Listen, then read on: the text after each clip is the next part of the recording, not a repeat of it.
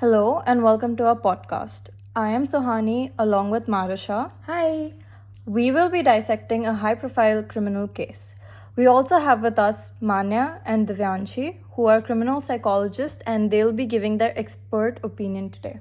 Okay, so before we get into it, I need everyone to close their eyes and imagine this. As you stand amidst the ruins of what once were bustling streets, the air is thick with dust and the acrid scent of burning debris. Your surroundings are unrecognizable, a nightmarish landscape of twisted metal and shattered glass.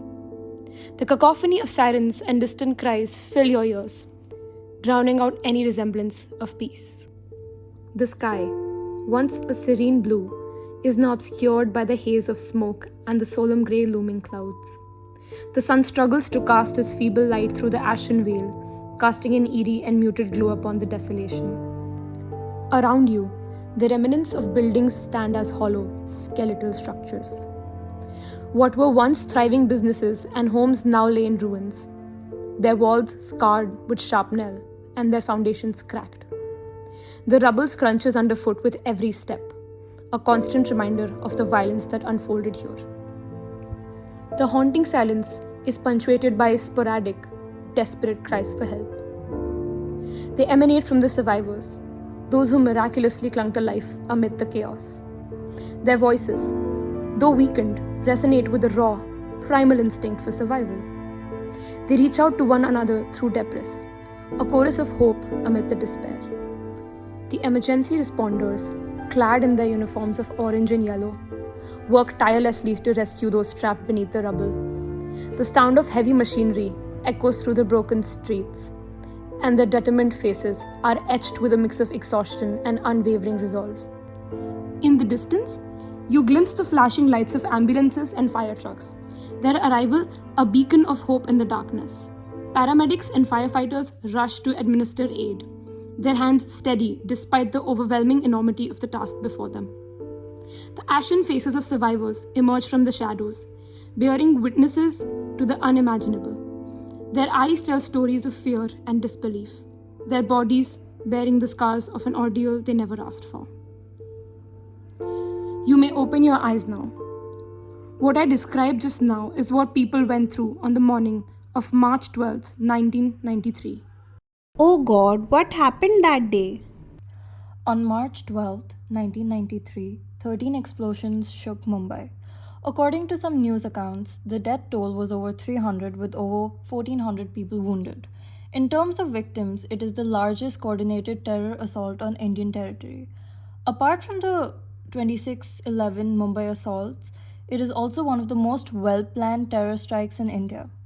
On March 12th at 1:30 p.m., the first vehicle bomb exploded in the basement of the Bombay Stock Exchange building.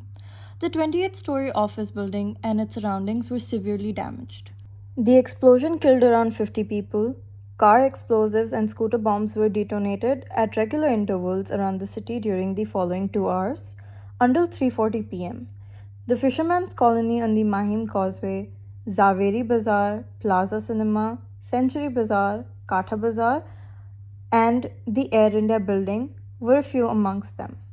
The terrorist attacks were plotted by Dawood Ibrahim, the Pakistan-based underworld ruler and India's most sought fugitive, whose name also appears prominently on the most wanted list of the United States and Interpol. Dawood was aided in this act by Tiger Memon, one of his most loyal allies, who is also thought to be hiding somewhere in Pakistan.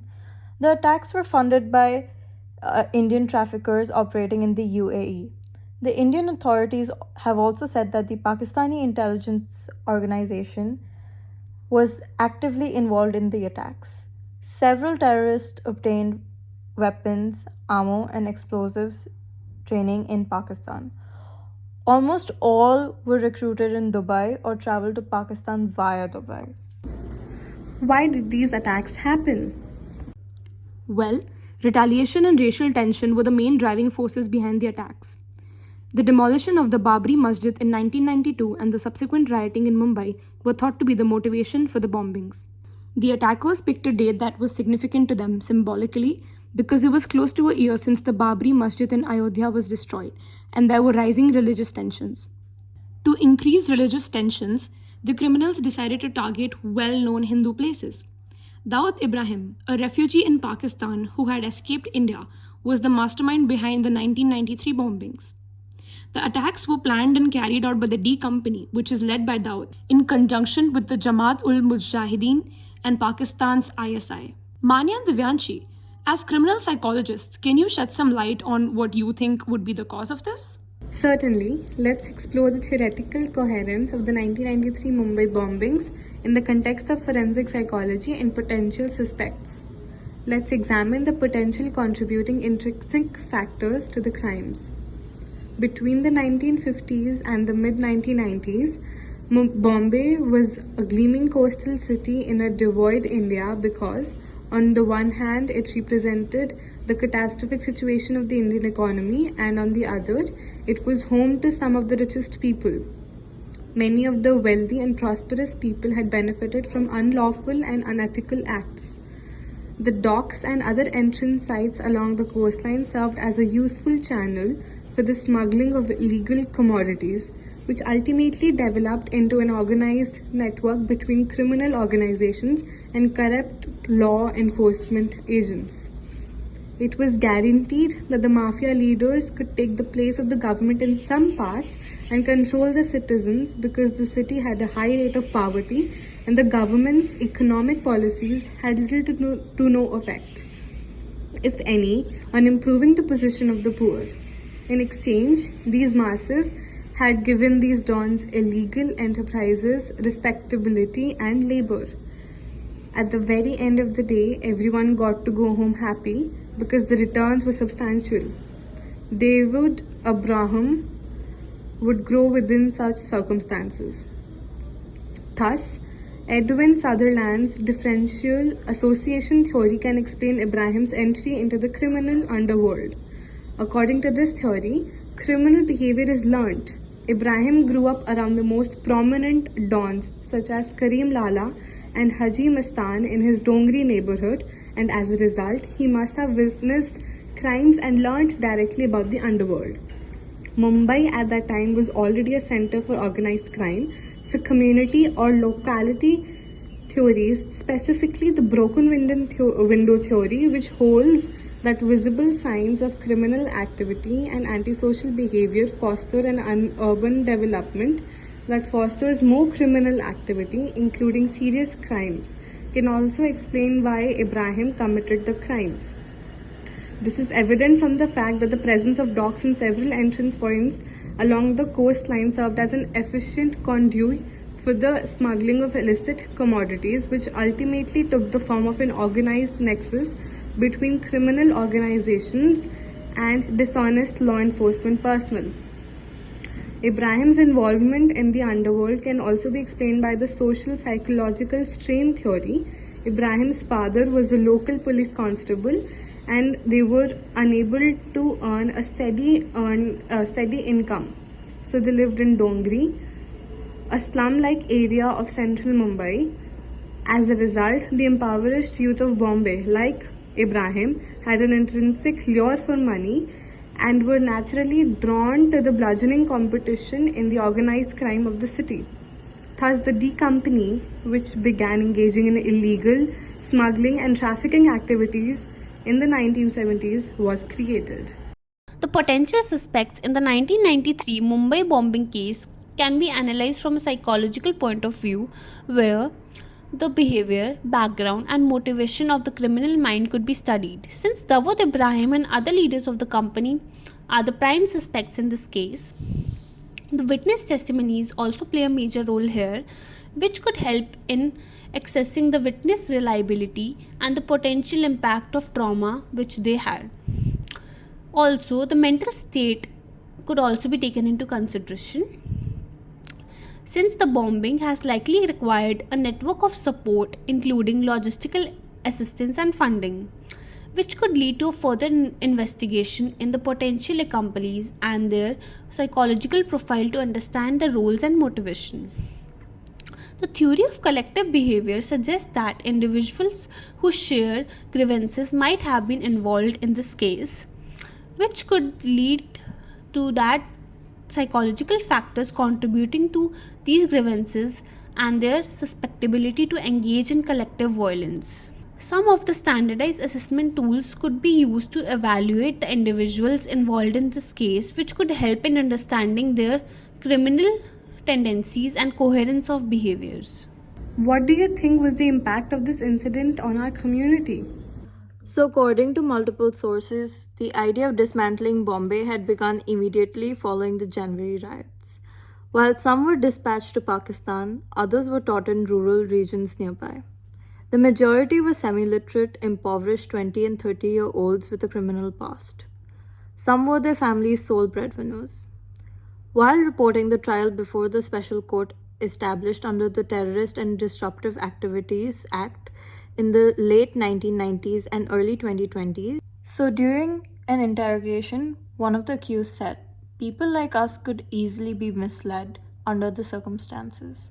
The Bombay riots upset us, and Tiger took advantage of our rage.